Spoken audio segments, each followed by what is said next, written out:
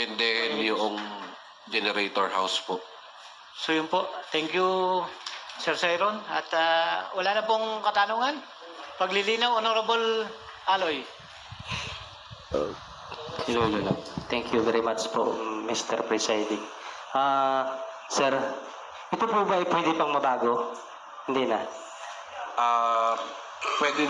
Kung may recommendation po ang ating mga kagalang-galang na sanggunian, i-ano po namin yung recommendation and then ibababa po ulit namin sa council po.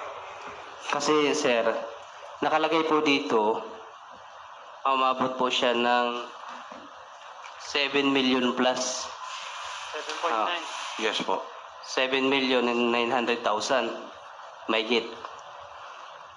Pwede po bang, kung ito po ay mababago, nais ko po sana na kasi una may sa mga tawag nito, sa mga emergency po ito mapupunta eh.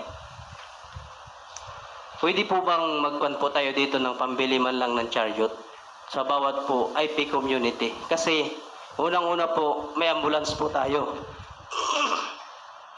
Pag may problema po sa mga barangay, pinupuntahan po ng ambulance. Pag may sunog po, pinupuntahan po ng fire truck dito po sa ating bayan. Pero po pag yung katutubo po ang may emergency, hindi po nararating ng ambulance. Pero yung mga barangay po, may mga chariot po sila, nararating naman po ng serbisyo ng ambulance. Yun lang po, Mr. Presiding. So ano po yung request ng ating Honorable Aloy? Ano po yung item na sinasabi niyo? Chariot po. Chariot. Opo. Charger ang nakalagay. Yung po ba, Sir Sairon, allowed sa MDR fund? Ano po siya eh, parang general po in nature po kasi kung chariot po sa IP communities. Ito Sa po kasi, MPC po siya.